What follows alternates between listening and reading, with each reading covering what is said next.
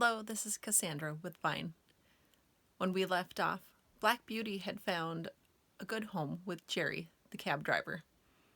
Today we'll learn a little bit about Captain, his stablemate, and we'll also learn more about his life driving the cab. Let's begin.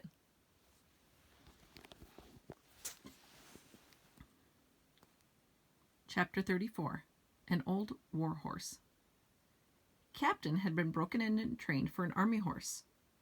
His first owner was an officer of cavalry going out in the Crimean War. He said he quite enjoyed the training with all the other horses, trotting together, turning together to the right hand or to the left, halting at the word of command or dashing forward at full speed at the sound of the trumpet or a signal of the officer. He was, when young, a dark, dappled iron gray, and considered very handsome. His master, a young high-spirited gentleman, was very fond of him and treated him from the first with the greatest care and kindness.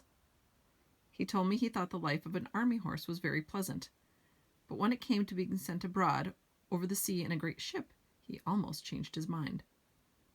That part of it, he said, was dreadful. Of course, we could not walk off the land into the ship, so they were obliged to put strong straps under our bodies, and then we were lifted off our legs in spite of our strength, and we were swung through the air over the water to the deck of the great vessel, when we were placed in small, close stalls, and never for a long time saw the sky or were able to stretch our legs. The ship sometimes rolled about in the high winds, and we were knocked about, and felt bad enough.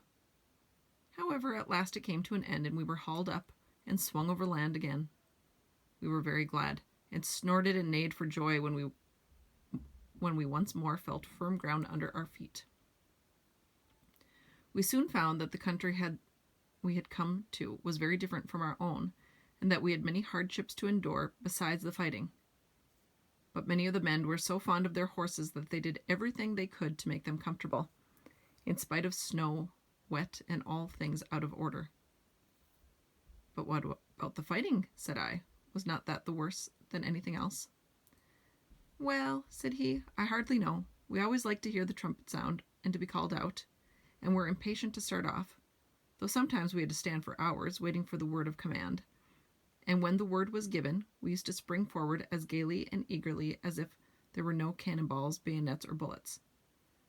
I believe so long as we felt our rider firm in our saddle, his hand steady on the bridle, not one of us gave way to fear, not even when the terrible bombshells whirled through the air and burst into 1,000 pieces.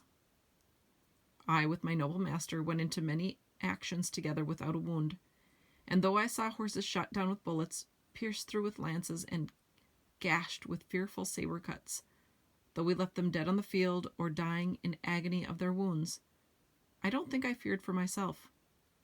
My master's cheery voice, as he encouraged his men, made me feel as if he and I could not be killed. I had such perfect trust in him that while he was guiding me, I was ready to charge up into the very cannon's mouth. I saw many brave men cut down, many fall mortally wounded from their saddles. I had heard cries and groans of the dying. I had cantered over the ground slippery with blood, and frequently had to turn aside to avoid trampling on wounded men or horse. But until one dreadful day, I had never felt terror. That day I shall never forget. Here old Captain paused for a while and drew a long breath. I waited, and he went on. It was one autumn morning, and as usual, an hour before daybreak our cavalry had turned out, ready comparison for the day's work, whether it might be fighting or waiting. The men stood by their horses, waiting, ready for orders. As the light increased, there seemed to be some excitement among the officers. And before the day was well begun, we heard the firing of enemy guns. Then one of the officers rode up and gave the word for the men to mount. And in a second every man was in his saddle, and every horse stood expecting the touch of the rein or the pressure of the rider's heels, all animated, all eager. But still, we had been trained so well that, except by the chopping of our bits and the restive tossing of our heads from time to time, it could not be said that we stirred. My dear master and I were at the head of the line, and as all sat motionless and watched, he took a little stray lock of my mane, which had turned over the wrong side, laid it over the right, and smoothed it down with his hand. Then patting my neck, he said, "We shall have a day of it today, Bayard, my beauty. But we'll do our duty as we have done." He stroked my neck that morning, I think, more than he had ever done before, quietly on and on, as if he were thinking of something else. I loved to feel his hand on my neck and arched my crest proudly and happily, but I stood very still, for I knew all his moods and when he liked me to be quiet and when gay. I cannot tell all that happened that day, but I will tell of the last charge that we made together. It was across a valley right in front of the enemy's cannon. By this time, we were well used to the roar of heavy guns, the rattle of musket fire, and the flying of shot near us, but never had I been under such fire as we rode through on that day. From the right, from the left, from the front, shot and shell poured in upon us. Many a brave man went down. Many a horse fell, flinging his rider to the earth. Many a horse without a rider ran wildly out of the ranks, then, terrified at being alone and with no hand to guide him, came pressing in among his own old companions to gallop with them to the charge. Fearful as it was, no one stopped. No one turned back. Every moment the ranks were thinned, but as our comrades fell, we closed in to keep them together. And instead of being shaken or staggered in our pace, our gallop became faster and faster as we neared the cannon, all clouded in white smoke, while the red fire flashed through it. My master, my dear master, was cheering on his comrades with his right arm raised high, when one of the balls whizzing close by my head struck him. I felt him stagger with the shock, though he uttered no cry. I tried to check my speed, but the sword dropped from his right hand, and the rein fell loose from the left. And sinking backward from the saddle, he fell to the earth. The other riders swept past us, and by the force of their charge, I was driven from the spot where he fell. I wanted to keep my place by his side and not leave him under the rush of horses' feet, but it was in vain, and now, without a master or a friend, I was alone on that great slaughter ground. Then fear took hold of me, and I trembled as I had never trembled before. And I, too, as I had seen other horses do, tried to join in the ranks and gallop with them. But I was beaten off by the swords of the soldiers. Just then a soldier whose horse had been killed under him caught at my bridle and mounted me, and with this new master I was again going forward. But our gallant company was cruelly overpowered, and those who remained alive after the fierce fight for the guns came galloping back over the same ground. Some of the horses had been so badly wounded that they could scarcely move from loss of blood. Other noble creatures were trying on 3 legs to drag themselves along, and others were struggling to rise on their 4 feet when their hind legs had been shattered by shot. Their groans were piteous to hear, and the beseeching look in their eyes as those who escaped passed by and left them to their fate I shall never forget. After the battle, the wounded men were brought in and the dead were buried. And what about the wounded horses? I said. Were they left to die? No. The army farriers went over the field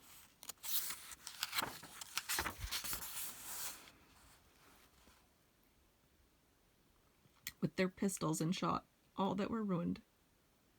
Some that had only slight wounds were brought back and attended to, but the greater part of the noble, willing creatures that went out that morning never came back. In our stables there was only about 1 in 4 that returned. I never saw my dear master again. I believe he fell dead from the saddle. I never loved any master so well. I went into many other engagements, but only once was wounded, and then not seriously, and when the war was over I came back to England, as sound and strong as I went out. I said, I have heard people talk about war as if it was a very fine thing. Ah, said he, I should think they never saw it. No doubt it is very fine when there is no enemy, when there is just exercise and parade and sham fight. Yes, it is very fine then, but when thousands of good brave men and women and men and horses are killed or crippled for life, it has a very different look. Do you know what they fought about? I said. No, he said. That is more than a horse can understand.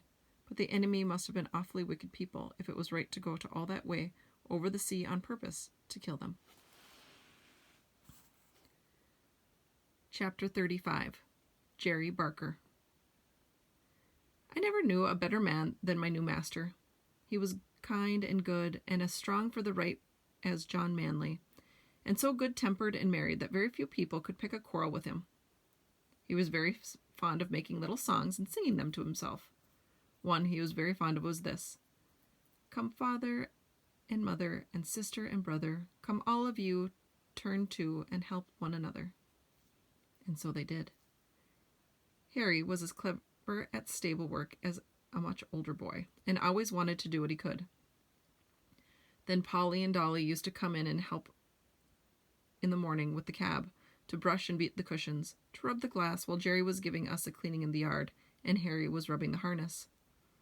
There used to be a great deal of laughing and fun between them, and it put Captain and me in much better spirits than if we had heard scolding and hard words. They were always early in the morning, for Jerry would say, "If you in the morning throw minutes away, you can't pick them up in the course of the day. You may hurry and scurry and flurry and worry, you've lost them forever, forever and aye."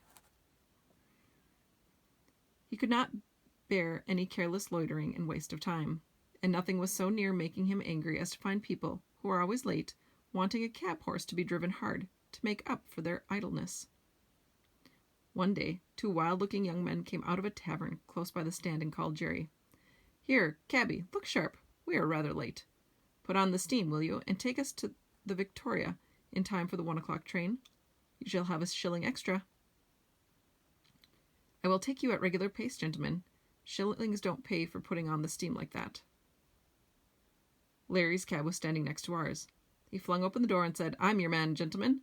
Take my cab. My horse will get you there all right." And as he shut them in, with a wink towards Jerry, said, "It's against his conscience to go beyond a jog trot." Then, slashing his jaded horse, he set off hard as he could. Jerry patted me on the neck. "No, Jack, a shilling would not pay for that sort of thing, would it, old boy?" Although Jerry was determinedly set against hard driving to please careless people, he always went at a good fair pace, and was not against putting on the steam, as he said, if only he knew why. I well remember one morning, as we were on the stand waiting for a fare, that a young man carrying a heavy portmanteau trod on a piece of orange peel which lay on the pavement, and fell down with great force. Jerry was the first to run and lift him up. He seemed much stunned, and as they led him into the shop, he walked as if he were in great pain. Jerry, of course, came back to the stand, but in about 10 minutes one of the shopmen called him, so he drew up to the pavement. "Can you take me to the South Eastern Railway?" said the young man. "This unlucky fall has made me late, I fear, but it is of great importance that I should not lose the 12 o'clock train. I should be most thankful if you get me there in time, and will gladly pay you an extra fare." "I'll do my very best," said Jerry heartfully, "if you think you are well enough, sir." He looked dreadfully white and ill.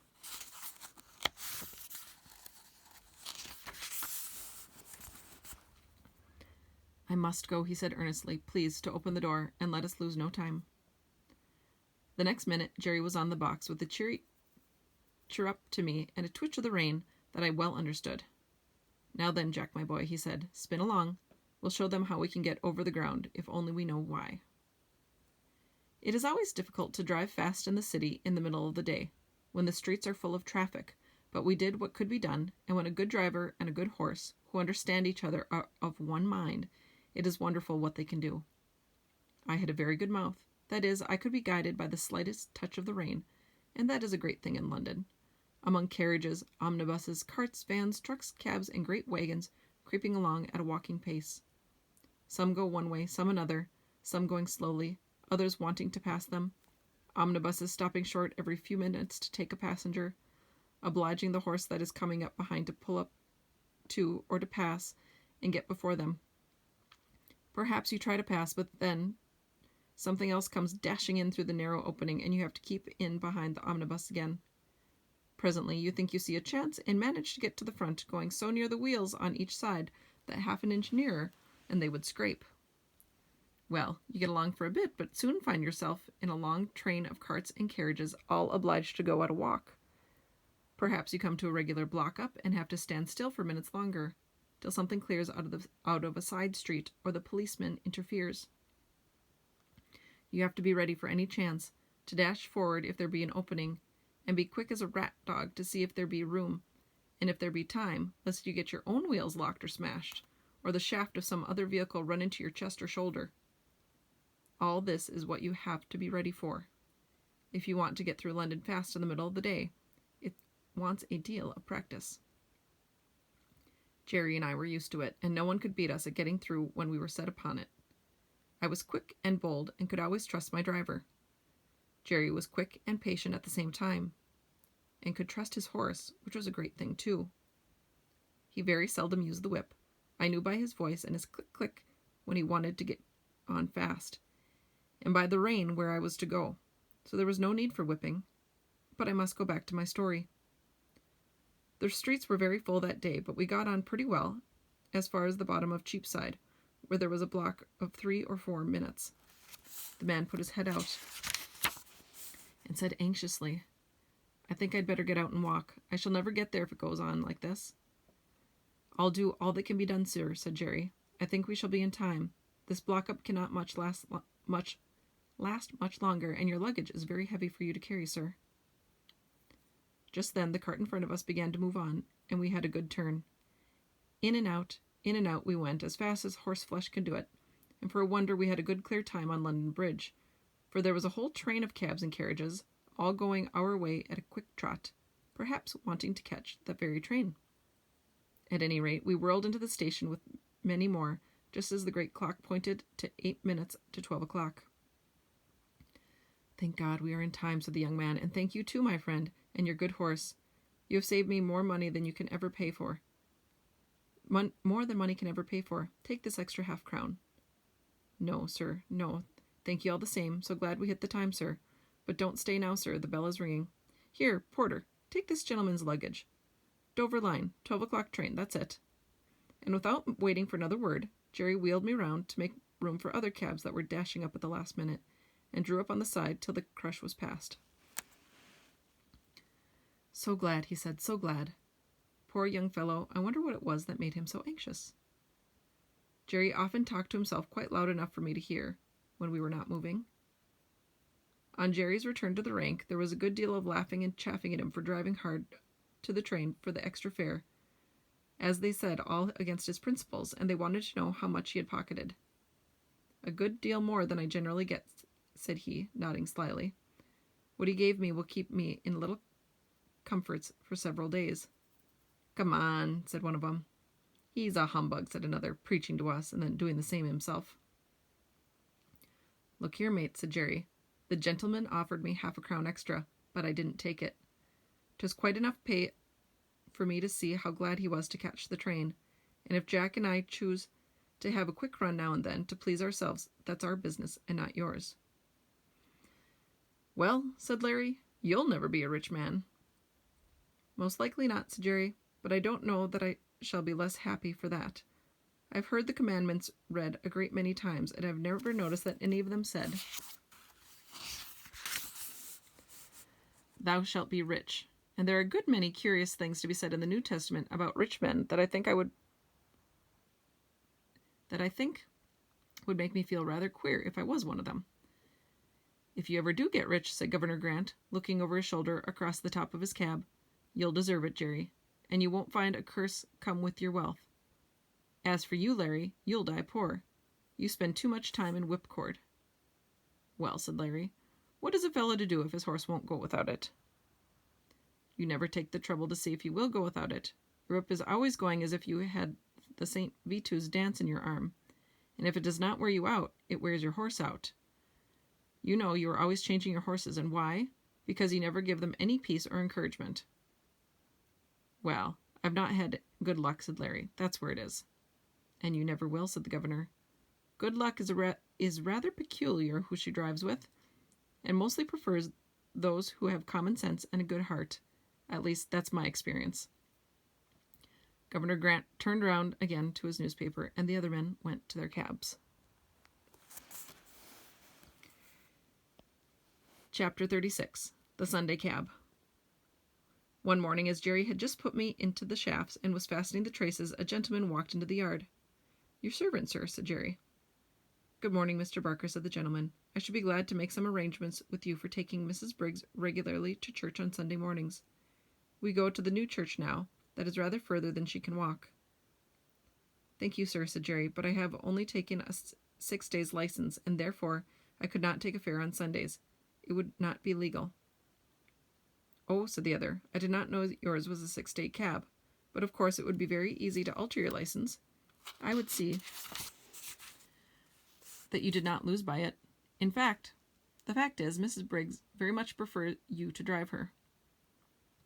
"I should be glad to oblige the lady, sir, but I had a 7 days' license once, and the work was too hard for me and too hard for my horses. Year in and year out, not a day's rest, and never a Sunday with my wife and children, and never able to go to a place of worship, which I've always been so used to doing before I took to the driving box. So, for the last 5 years, I've only taken a 6 days' license, and I find it better all the way round." "Well, of course," replied Mr. Briggs, "it is very proper that every person should have rest, and be able to go to church on Sundays.